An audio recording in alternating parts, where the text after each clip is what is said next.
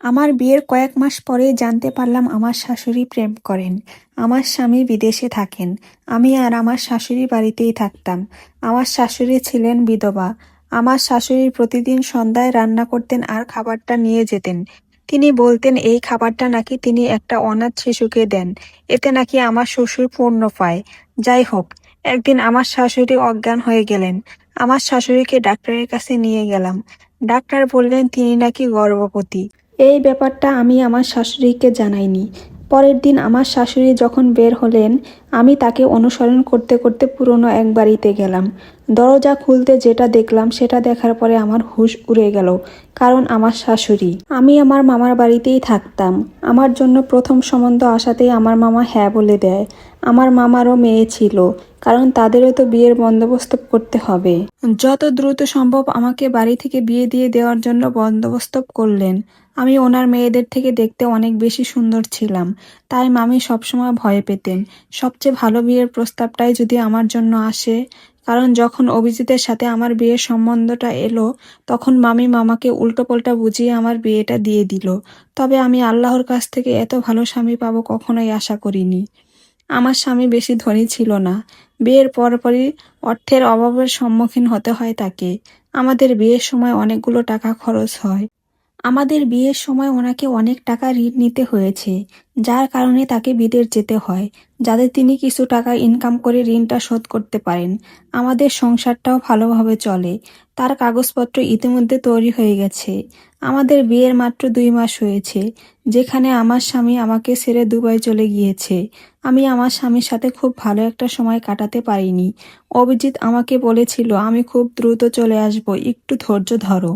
টাকার সমস্যা তো অনেক বেশি, শুধু ঋণগুলো শোধ না। আমি ভেবেছি একটা বাড়িও বানাবো।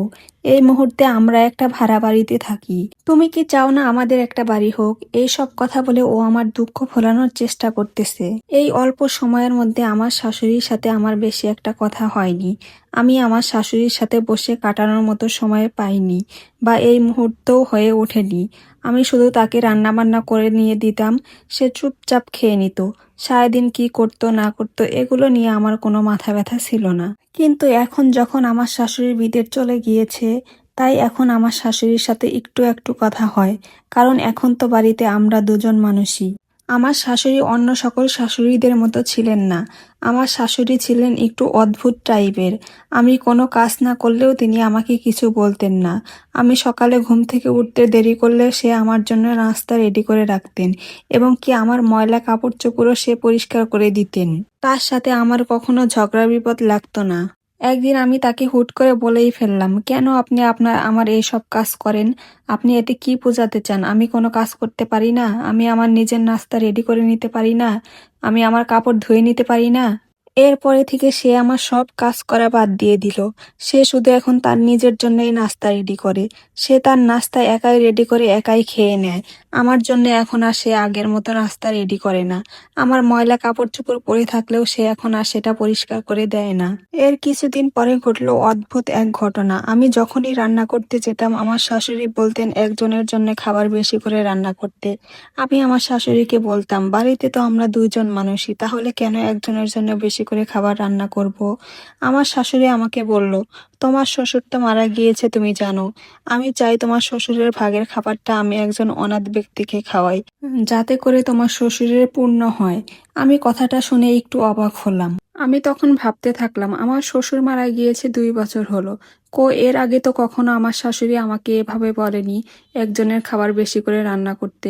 তাহলে হঠাৎ করে কেন এখন বলতেছে একজনের খাবার বেশি করে রান্না করতে? তখন আমি আবার ভাবতে থাকলাম, হয়তোবা আমি এটা আগে থেকে কখনো জানতাম না বা আগে খেয়াল করিনি। যাই হোক, তারপরে আমি আর আমার শাশুড়িকে সেরকম ভাবে কোনো প্রশ্ন করিনি।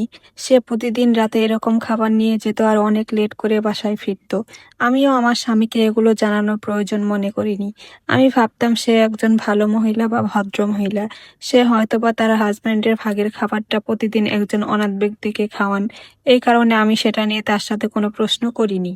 আমি আমার স্বামীকে খুব বেশি ভালোবাসতাম, তাকে বিশ্বাস করতাম, তার কথা শুনতাম। তাই আমি কখনো মনে করিনি তাকে এই বিষয়টা জানানো খুব প্রয়োজন। আমার শাশুড়ি এরকম প্রতিদিন রাত করে খাবার নিয়ে যেত আর অনেক লেট করে বাসায় আসতো। সে খাবারটা নিয়ে কোথায় দিত বা কোন অনাথ ব্যক্তিকে দিত সেটাও আমি জানতাম না। সে অনেক রাতে বাসায় ফিরতো। তার জন্য আমাকে বসে থাকতে হতো, কারণ দরজাটা তো আমাকেই খুলতে হতো। একদিন হঠাৎ করেই আমি আমার শাশুড়িকে বলে ফেললাম, আপনি যেহেতু খাবার দিতে জানি তাহলে কি একটু আগে যেতে পারেন না? আর আগে যেহেতু জানি না তাহলে কি একটু তাড়াতাড়ি ফিরতে পারেন না? আপনার জন্য প্রতিদিন আমার অনেক টাইম বসে থাকতে হয়। আমি আমার শাশুড়িকে বলতাম, আমাকে তো একটু তাড়াতাড়ি ঘুমিয়ে পড়তে হবে, না হলে তো আমি সকালে আবার আমার স্বামীর সাথে কথা বলতে পারবো না, কারণ সকালেই আমার স্বামী ফোন দেবে। কিন্তু আমার শাশুড়ি আমার কোনো কথাই শুনতো না। তিনি প্রতিদিন রাত করে খাবার নিয়ে যেত আর অনেক রাতে রুমে ফিরতো। আমি তাকে সবসময়ই বলতাম একটু তাড়াতাড়ি ফিরতে, কিন্তু সে আমার কোনো কথাই শুনতো না। যাই হোক, এরপর হঠাৎ একদিন আমার শাশুড়ি অজ্ঞান হয়ে পড়ে যায়। আমি তাকে ডাক্তারের কাছে নিয়ে যাই। ডাক্তার বলে আমার শাশুড়ি নাকি গর্ভবতী। এই কথা শোনার পর এই কথাটা আমি আমার শাশুড়িকেও শোনাইনি, আমার স্বামীকেও শোনাইনি। আমি শুধু বারবার ভাবতেছিলাম আমি কিভাবে বলবো আমার স্বামীকে যে আমার শাশুড়ি গর্ভবতী। এর কিছুদিন পর আমার শাশুড়ি আবার সুস্থ হয়ে যায়। সুস্থ হয়ে আমাকে আবার বলল, বৌমা, একজনের খাবার বেশি করে রান্না করো। তোমার শ্বশুরের পুণ্যর জন্য খাবারটি অনাথ মানুষকে দিয়ে আসতে হবে। ঠিক আছে, আমি বললাম ঠিক আছে, আমি একজনের খাবার বেশি করে রান্না করব। আমিও সেই আগের মতো একজনের খাবার বেশি করে রান্না করা শুরু করতাম। আজকেও আমার শাশুড়ি খাবার টাবার রেডি করে নিয়ে বের হয়েছে, সেই খাবার দিয়ে আসবে। আমি আজকে তাকে ফলো করে তার পিছে পিছে যেতে লাগলাম। আসলে যেয়ে দেখলাম সে কোনো অনাথ শিশুকে খাবার দেয় না। সে প্রতিদিন একটা লোকের জন্য খাবার নিয়ে যায়, এবং কি তার সাথে সে পরকীয়া শুরু করে দিয়েছে। আমি আমার শাশুড়ি এইসব কর্মকাণ্ড দেখে কোনো কিছু না ভেবেই আমি বাড়ি চলে আসি। বাড়ি চলে আসার পরে আমি আবার সেই বারবার ভাবতেছিলাম আমি কিভাবে আমার স্বামীকে জানাবো আমার শাশুড়ি এসব পরকীয়া শুরু করে দিয়েছে।